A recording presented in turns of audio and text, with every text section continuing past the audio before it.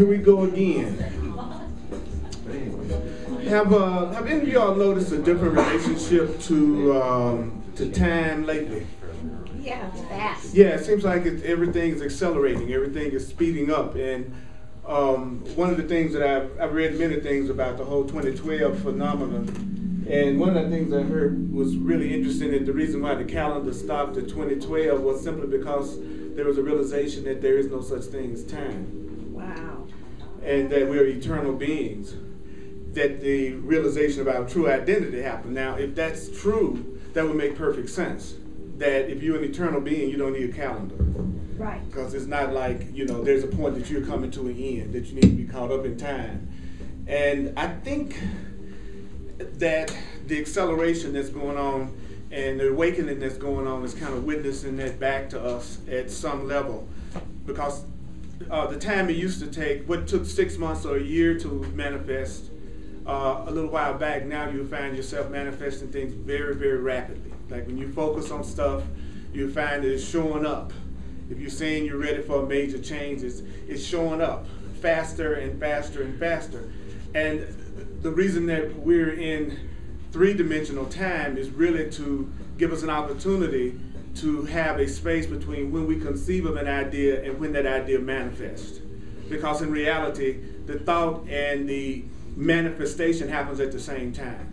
So as long as we have not really learned how to love ourselves and to really extend love as our primary constant emotion or attitude, then it's good to have a period of time between when it looks like you think of something and it looks like it manifests. For one thing, you get a chance to prepare yourself to receive it. You get a chance to change your mind. So we are creators. I mean, we can try to run away from it, but the truth is that's the good news. We are actually creators, and that there are two uses of time. And so the Course in Miracles is talking about the two uses of time, and I'm going to continue on that theme this week. It's on page 301 if you got the books. I got 3 books over here that you can use for loaner copies. And so we're going to talk about the holy instant and the two uses of time. And I'm going to go through the paragraph, and then I'm going to come back, and we're going to see what's the guidance, what's the instruction that this is trying to give us in terms of how to use time. And the Course also defines time as change. That change and time are actually, which man cutting that light on right there? That change and time are actually the same term. And so we have time so that we can change, and we change in time. So there are two uses of time is another way of saying the two uses of change. There are two different ways you can use change. So the first paragraph says, can you imagine what it means to have no cares, no worries, no anxieties? Can you imagine what it means to have no cares, no worries, no anxieties, and to be perfectly calm and quiet all the time? And it says, well, that's what time is for. Time is to learn how to have no cares, no worries, no anxieties, and to be perfectly calm all the time.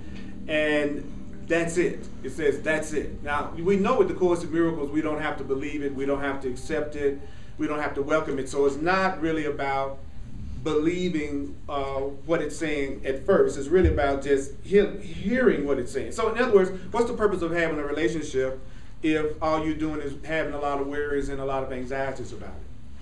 What's the point of having a prosperity and abundance if all you have is a lot of cares and anxieties about it, or a house, or a car, or your spiritual goals? What's the point of having any of this if you have anxieties and cares about it? So the truth is, the purpose of time is to get us to the point that we have no worries, no cares, and no anxieties about whatever it is that we manifested in ourselves or in our experience. So the smart person is trying to get to a state of mind that can't be disturbed. If I'm really smart, I want to get to a state of mind that no matter what's going on, I won't lose my peace. And then it's also a premise of the Course is that we didn't create ourselves, and that there really is a higher power that's within us, right? And that we have guidance. And so the primary purpose of the Course in Miracles is to get a person to the point that they have such peace of mind that they can hear their own inner guidance that's coming from their divine self. So I want to make that really clear, that the purpose of the Course is to get you to the point that you can hear the voice for God in yourself. And so the only way you can really do that is to according to the Course, is to have no cares, no worries, and no anxieties, because as long as your mind is full of conflict and worry, you're just focusing on the conflict and worry, and you're not really hearing the guidance that's answering the thing that you're in conflict or worry about. Is everybody with me on that? Okay, so without peace of mind, you don't hear your guidance. Without peace of mind, you just hear the voice you're making up that's scaring you. So the purpose of time is to learn how to only hear the truth in yourself. Because everything that everybody's worried about, like I hear people talking about what they're worried about, and it's always the same thing. It's either, oh my God, my relationship sucks. In some kind of way, I wish it was different if there's a problem. Or, boy, I wish I really had more money or prosperity and abundance, usually. Or, I don't like my career, I don't like my job, I wish I was doing something different for a living. Or, I have a health condition or problem that I think I'm having to deal with right now. And last but not least, my spiritual growth. Right? So basically, it's always those same 5 categories when you talk to people that they're concerned about. I don't know about you, but don't you think that's true? That it's always something about a relationship when you talk to somebody, or it's something about their job or career, or it's something about their, don't forget the body. I didn't mean to leave the body out.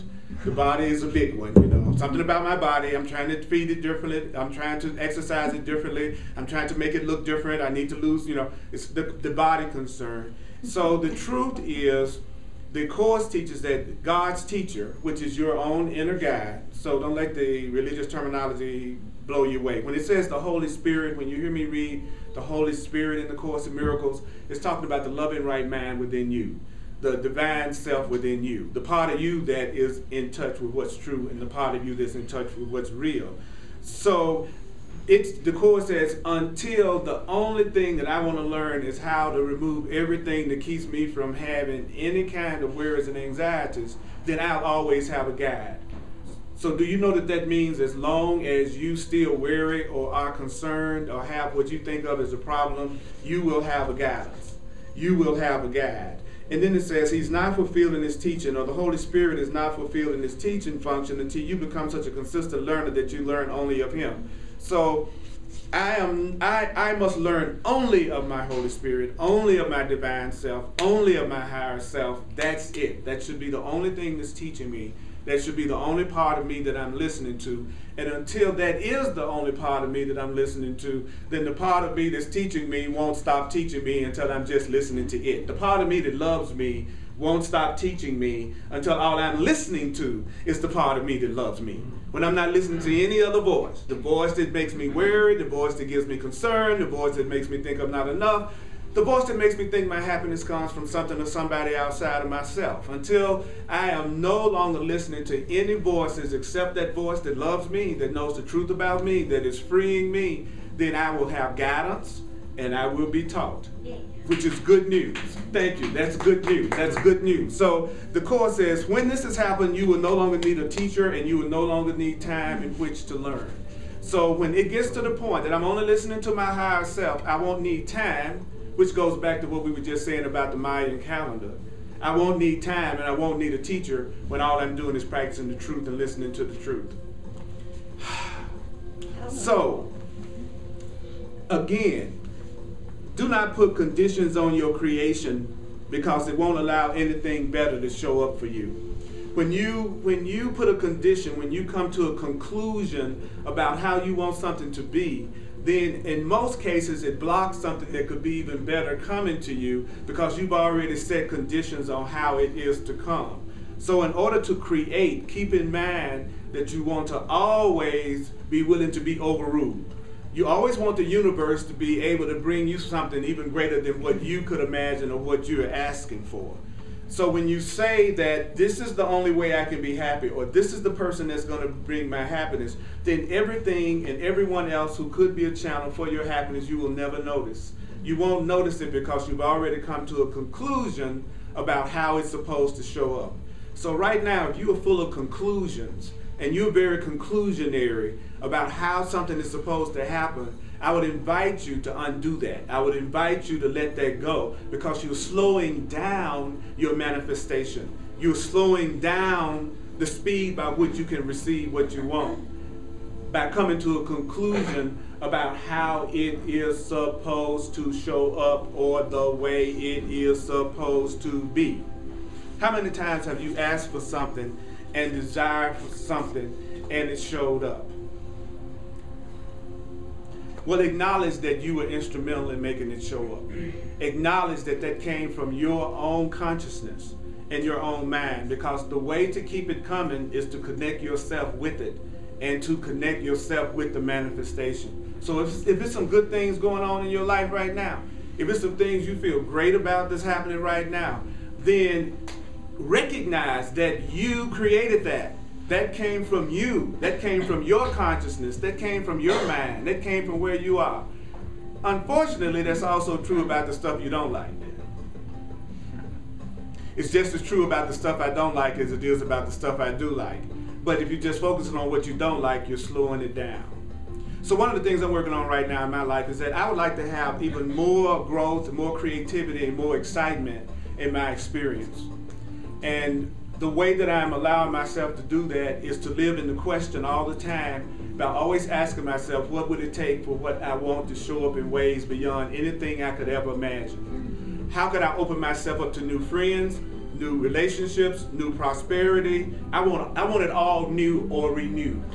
So how can I allow myself to have a renewed experience? And you ask yourself this, you say, how can I allow myself to have a renewed experience beyond anything I can imagine through the Spirit within me?